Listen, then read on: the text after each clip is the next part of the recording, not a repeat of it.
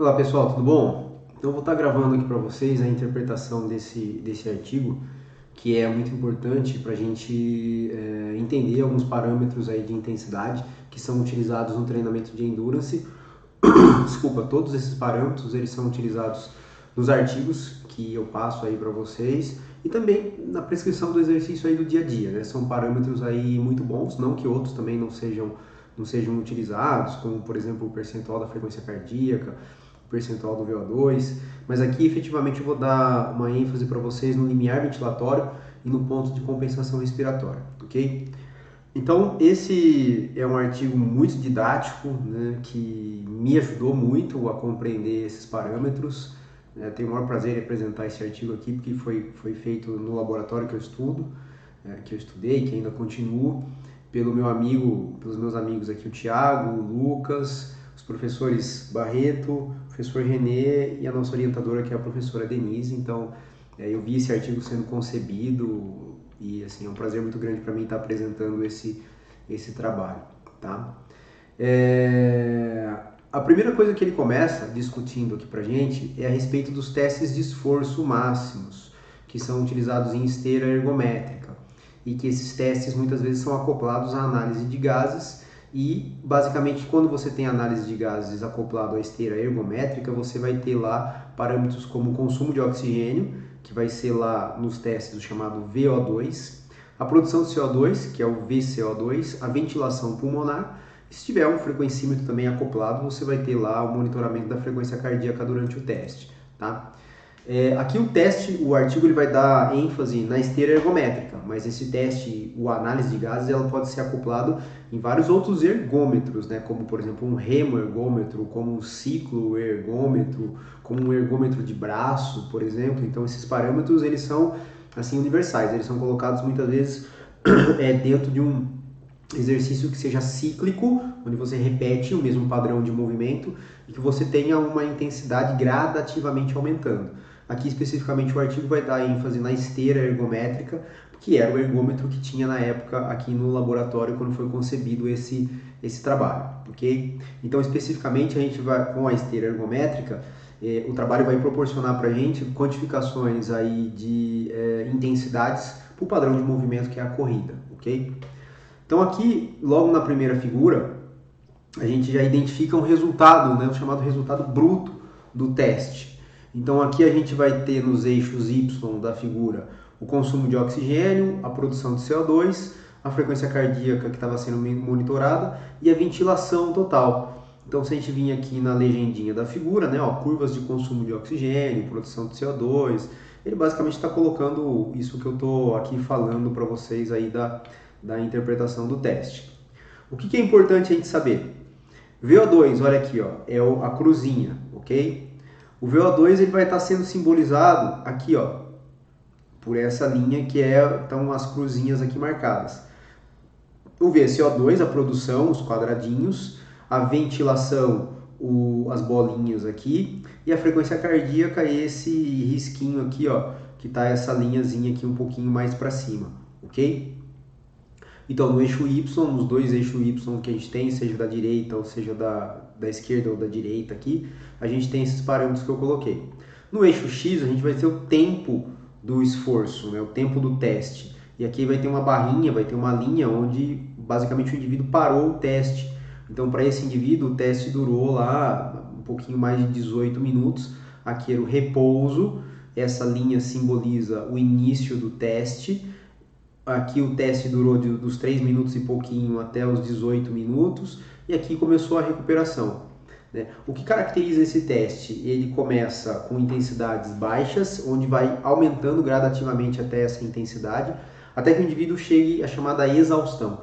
Então esse é um padrão de teste que é chamado teste esforço e intensidade gradativamente aumentada até que o indivíduo chegue à exaustão voluntária, ou seja, ele pede para parar o teste e tem um protocolo ali de recuperação, ok?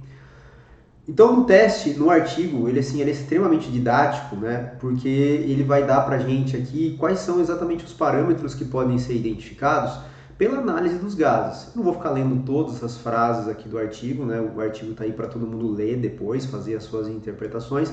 Eu grifei alguns pontos chaves, né?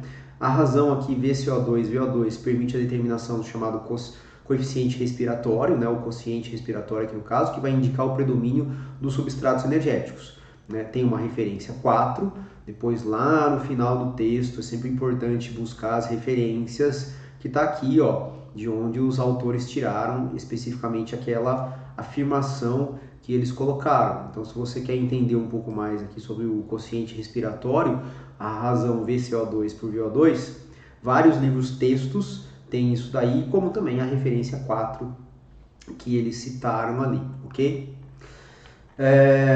Uma coisa extremamente didática desse artigo foi que ele dividiu, né, a interpretação do teste pelas etapas do teste. Então você tem aqui o início do teste incremental e eles vão interpretar metabolicamente o que está acontecendo especificamente no repouso, né? O indivíduo está começando ali o teste no repouso ou no exercício de baixa intensidade e o que vai estar acontecendo especificamente na musculatura, na corrente sanguínea e nos pulmões, né? Porque o consumo de oxigênio ele advém da captação, que é feita nos nossos pulmões, do transporte, que é feito na corrente sanguínea, e da utilização, que é feito na nossa musculatura, que é feito nas nossas mitocôndrias, no complexo 4 da cadeia de transporte de elétrons. Então, esses conceitos básicos de bioquímica, eles são necessários para a gente conseguir entender esse artigo e, consequentemente, entender as intensidades aí do treinamento de endurance, ok?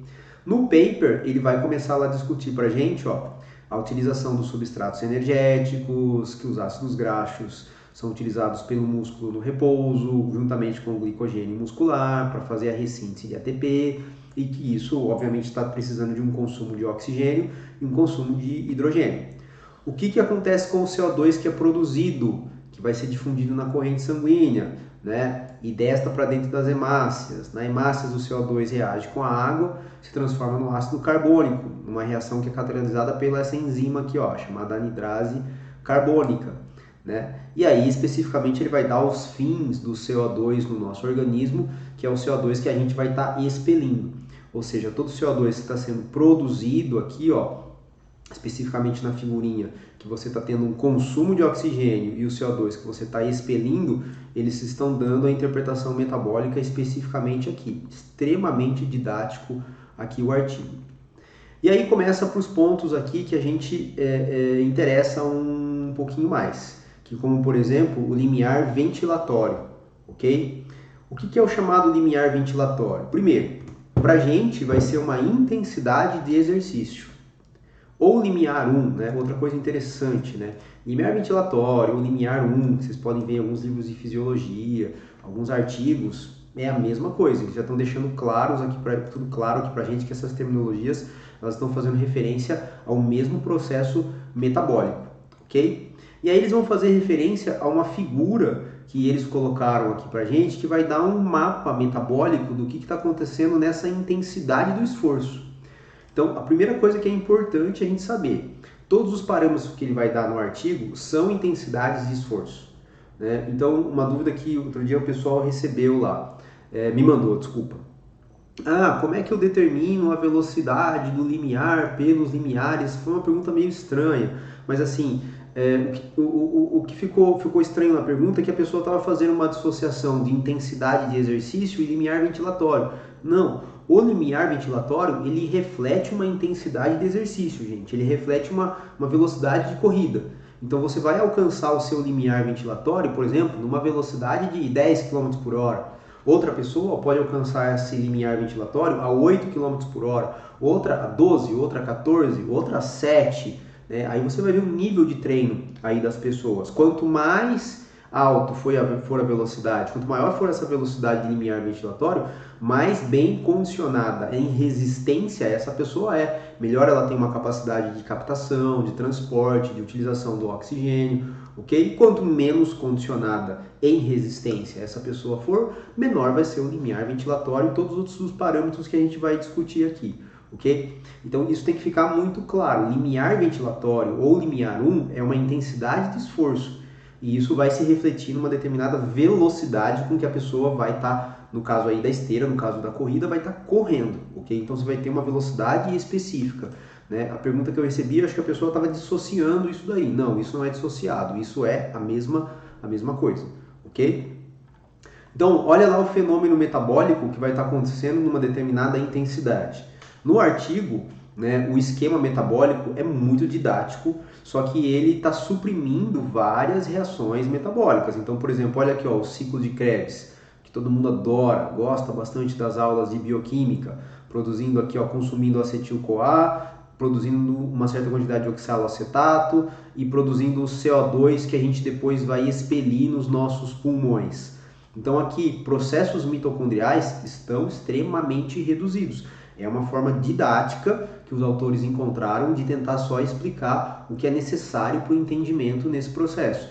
Né? Mais uma vez, se você não entende esses processos mitocondriais, não se contente com a leitura desse artigo. Você tem que entender qual que é a função do ciclo de Krebs, quais são as enzimas desidrogenases que estão fazendo parte aqui, o que é uma coenzima reduzida, o que é uma coenzima oxidada, NAD, FADH2, qual é a função especificamente do ciclo de Krebs, qual é a função da cadeia de transporte de elétrons, qual é a função do ciclo de Linen, né, especificamente. Então, se você não entende essa parte metabólica, né, eu imploro para vocês, por favor, estudem essa parte metabólica, porque senão depois você não vai entender especificamente alguns parâmetros que o artigo está mostrando aqui para gente. Os esqueminhas aqui apresentados, eles estão bem simplificados só para didaticamente exemplificar essas intensidades de esforço, ok? Então aqui, há outros conceitos que ele vai colocando, né? Cotransporte de lactato e hidrogênio, que está acontecendo para a nossa corrente sanguínea em função da produção disso dentro do músculo esquelético. Mas aqui ele já definiu para a gente o limiar ventilatório, né? Tá colocando especificamente que a gente está jogando lactato e hidrogênio na corrente sanguínea. Ele faz até algumas referências muito didáticas aqui do passo 17, que vocês vão ter especificamente no outro esqueminha. Mas aqui ele já está fazendo referência à segunda figura, que está mostrando para a gente aqui, ó, eventos metabólicos que explicam o destino dos gases analisados durante o teste de esforço no limiar ventilatório ou limiar 1. Então aqui, ó, esse esqueminha que eu estava mostrando aqui, ó, desculpa, ele não está mostrando o limiar ventilatório. Ele está mostrando aqui o que está acontecendo metabolicamente durante o início do exercício incremental, do teste. O limiar ventilatório ele se caracteriza por esse quadro metabólico. Então vamos especificar o que está acontecendo aqui, ó. Os hidrogênios aumentados no citosol muscular são tamponados por tampões fixos intracelulares, proteínas, carnosina e fosfato inorgânico, né? Tamponamento é outro conceito importante para entender o metabolismo energético, que a gente vai ter dois locais aí primordiais de tamponamento no nosso organismo, intracelular e extracelular, corrente sanguínea e músculo esquelético.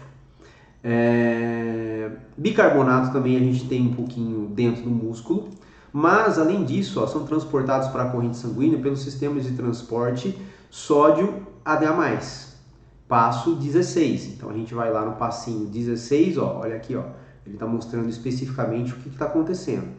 De onde estão vindo esses hidrogênios que ele está falando que estão sendo transportados para a corrente sanguínea? Metabolismo energético, né, gente? Aqui, ó, o hidrogênio ele é produto da hidrólise do ATP que está acontecendo dentro das nossas células, que é um processo necessário para a gente fazer energia. Então, todo o ATP que está sendo hidrolisado, ele tem como produtos ADP, fosfato inorgânico e hidrogênio. Esses hidrogênios aqui, ó, que ele está falando para a gente, que vão estar sendo transportados para a corrente sanguínea via transportador de monocarboxilato, MCT, junto com lactato.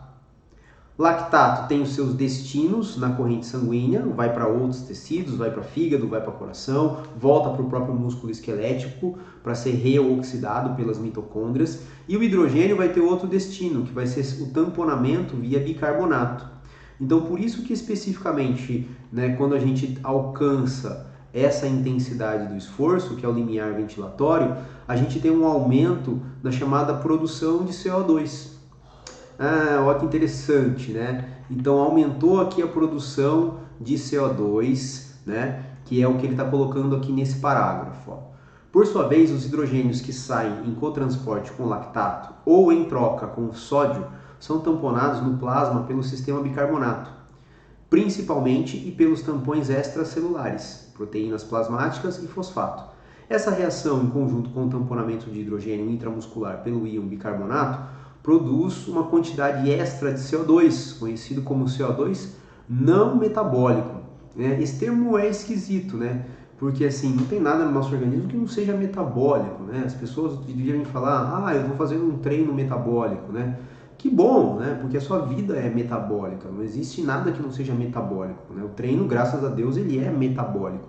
Agora, se você vai gerar um estresse maior metabólico, é outra história, né? Um estresse maior mecânico é outra história, mas não existe nada no nosso organismo que não seja metabólico. Se você está respirando agora, isso é um processo metabólico, está levando a consumo de oxigênio, você está mantendo a sua ressíntese de ATP intracelular. Então, essa terminologia é uma terminologia que, CO2 não metabólico, ela é meramente didática para fazer uma diferenciação do CO2 aqui, que se soma ao CO2 produzido no ciclo de Krebs pela via aeróbia. Então, quando a gente alcança o limiar ventilatório, olha aqui, o ciclo de Krebs está produzindo CO2. Só que agora, devido ao tamponamento de hidrogênio na corrente sanguínea via bicarbonato, o que aconteceu? Aumentou a produção de CO2. Então, você tem o CO2 produzido no ciclo de Krebs e tem um CO2 chamado CO2 extra, que o pessoal chama de não metabólico, que é o CO2 que vem do tamponamento de hidrogênio na corrente sanguínea feito por bicarbonato. Então, olha só que interessante. Se isso aqui aconteceu numa determinada intensidade do esforço e você, lá no teste, está quantificando a produção de CO2, fenomenal. Vai chegar uma hora que você vai ver isso aqui, Se você plotar o VCO2 pelo VO2, né, a figurinha aqui que é o chamado V-slope, né, que o Thiagão ensinou isso aí para mim lá no laboratório, o pessoal chama essa análise aqui de determinação do limiar, método de V-slope, que é a relação do VCO2 pelo VO2.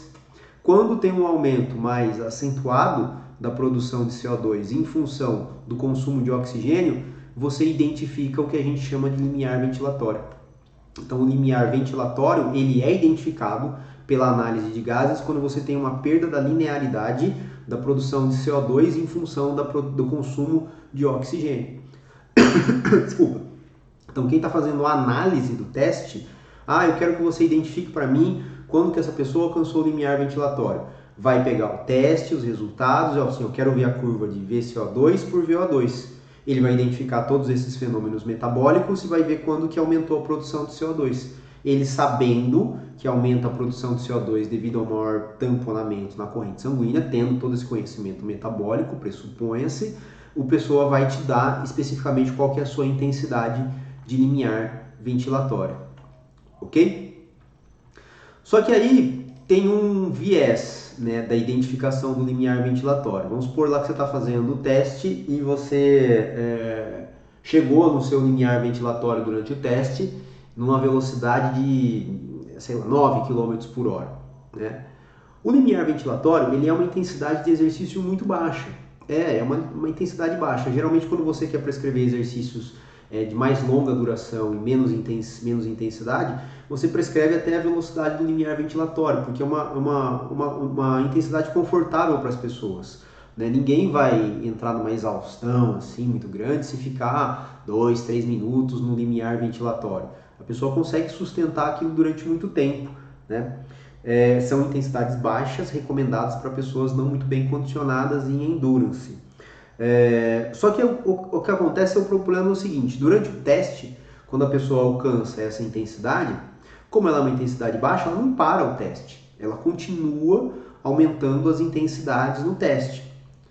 Só que o que acaba acontecendo? Chega uma hora que, aumentando a intensidade, aumentando a degradação de ácido graxo, aumentando a degradação de glicogênio, a pessoa consumindo cada vez mais ATP, consumindo cada vez mais especificamente aqui, o glicogênio muscular, produzindo cada vez mais lactato, o lactato sendo jogado na corrente sanguínea, junto com o hidrogênio, que está sendo produzido cada vez mais devido à hidrólise do ATP, vai chegar uma hora que vai começar a aumentar muito a concentração de hidrogênio na corrente sanguínea e você vai ter o que a gente chama de falência do sistema tampão. Então aqui, no tópico 3 né, os autores colocaram aqui pra gente, ó, com o aumento progressivo na intensidade de exercício, o metabolismo anaeróbio lático passa a contribuir cada vez mais para a formação de ATP e a manutenção do pH sanguíneo via tamponamento pelo bicarbonato e tampões fixos. Intravasculares começam a entrar em falência. O que começa a acontecer? O músculo, o sangue, ele não vai dar conta da quantidade que você quiser jogar de hidrogênio na corrente sanguínea. Vai chegar uma hora que esse sistema tampão ele entra em falência. Então, o que os autores colocaram aqui pra gente? Ó, as referências específicas desse fenômeno. E, adicionalmente aqui, ó, queda do pH sanguíneo é prontamente detectada pelos quimiorreceptores periféricos, corpos aórticos e corpos carotídeos e centrais, gerando como resposta um aumento na ventilação pelos centros respiratórios, marcando o início da hiperventilação. Então, o que começa a acontecer? Toda vez que começa a cair um pouco mais o pH na nossa corrente sanguínea, uma das respostas fisiológicas é a pessoa começar a hiperventilar. Ela não consegue mais controlar o ritmo da respiração dela, né? Só que durante o teste, o que a gente está fazendo também? A gente também está monitorando isso, ó. Outro parâmetro que é monitorado é a ventilação. E se você observa um aumento mais acentuado da ventilação em função agora da produção do CO2, isso daqui é uma outra intensidade do exercício. É o chamado ponto de compensação respiratória. Então aí especificamente, fazendo essas análises metabólicas, razão VCO2, VO2 e razão ventilação VCO2, você identifica duas intensidades de esforço, o limiar ventilatório e o ponto de compensação respiratória. Então, se a pessoa fez um teste desses direto na análise de gases e tem um relatório para você, chegou lá a interpretação, ou vocês pegar os dados brutos e souber essas relações, dá para fazer a interpretação também aí offline, você identifica as intensidades de esforço e você usa para prescrever treino. Então vai vir lá, por exemplo, velocidade limiar ventilatória, 10 km por hora. E velocidade de ponto de compensação respiratória, 12 km por hora, né? Não tem muito bem definido qual que é essa distância entre o limiar ventilatório e o ponto de compensação respiratória. Vai depender de algumas adaptações que a pessoa tem, inclusive da capacidade de tamponamento, né? Quanto melhor a capacidade de tamponamento da pessoa, mais distante essas velocidades.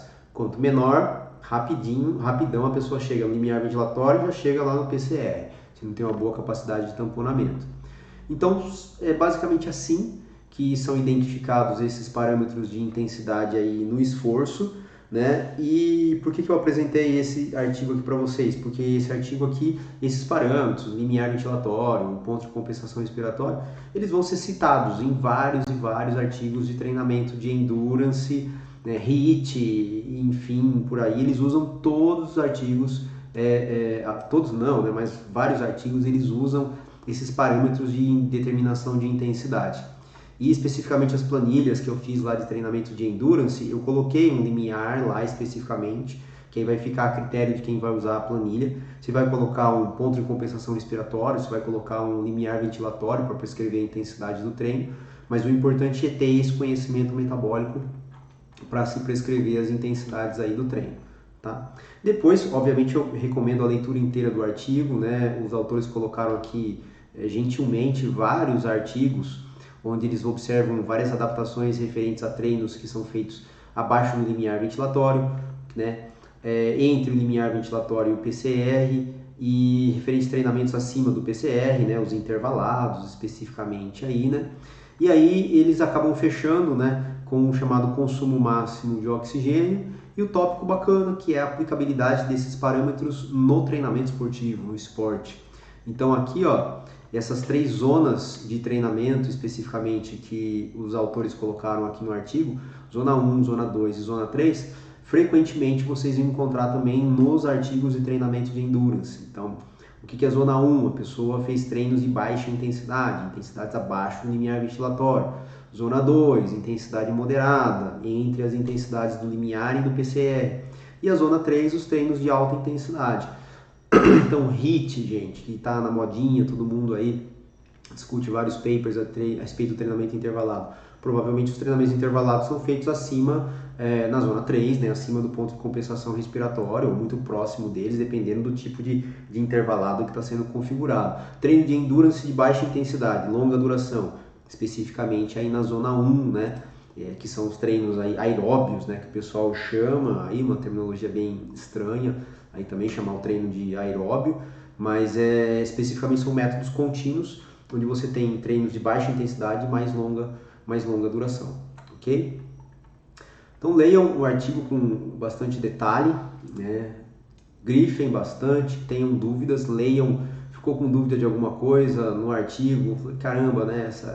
Segundo Lúcia aqui 19, vai lá e busca a referência, é para isso que os artigos colocam especificamente aqui, ó, várias referências no paper, né? Quando eu leio especificamente um artigo, é terrível, porque você pega um artigo para ler e volta com mais 10, 15 outros para você consultar, né? Então eu sempre sugiro que todos aí leiam os artigos com bastante detalhe, né? Com bastante atenção, e não só leiam, né? Estudem o artigo, né? Um artigo como esse não é feito para você meramente ler, igual a gente lê uma notícia de jornal, isso aqui é feito para você estudar. Então, de repente, você está lendo o artigo aqui, ó, putz, não lembro o que é esse negócio, NADH. Para a leitura do artigo, pega um livro de bioquímica, estuda isso. Assim, putz, não estou lembrado aqui esse glicogênio, o que é isso, por que teve 3 ADPs e de repente aqui tem essa setinha, virou 3 ATPs. Para a leitura do artigo, pega o livro básico de bioquímica e entenda isso daí. Né? Aí você não está só lendo o artigo, você está estudando o artigo e você vai ter várias e várias dúvidas sobre o artigo. Eu, toda vez que leio um artigo, eu tenho muitas dúvidas de todos os artigos que eu leio, porque eu não só leio, eu estudo. Né? Surpreendentemente, né? Sei lá, desculpa até os puxões de orelha, aí eu vejo as pessoas nem artigo lê mais, lê meramente o que falam do artigo e não tem dúvida nenhuma, só tem certezas sobre aquilo que está sendo colocado, né? Que é um absurdo, isso é letramento científico, né, gente? A gente tem que ter um mínimo de letramento aí científico para a gente conseguir interpretar pesquisas e efetivamente passar um treino com melhor qualidade e saber embasar especificamente o que nós estamos passando, né? O que é mais importante é você conseguir ter um bom embasamento sobre aquilo que você está passando e não meramente você ter só resultado naquilo que você está passando. Resultado sem necessariamente boas justificativas é chute e isso inclusive até denigre para mim o trabalho das pessoas que sem querer acertaram. É que nem jogar bilhar e pum, acertou lá várias bolas e sem querer caiu lá, né? Isso não é mérito nenhum de quem deu a tacada especificamente, né? Poderia ter caído ou não poderia ter caído. O mérito é quando você canta a bola, assim, ó, aquela bola vai cair naquela caçapa, aí você acerta, aí você tem mérito, tá? Então, gente, obrigado, espero ter ajudado aí na interpretação do artigo aí como um todo e bons estudos aí, boa leitura deles.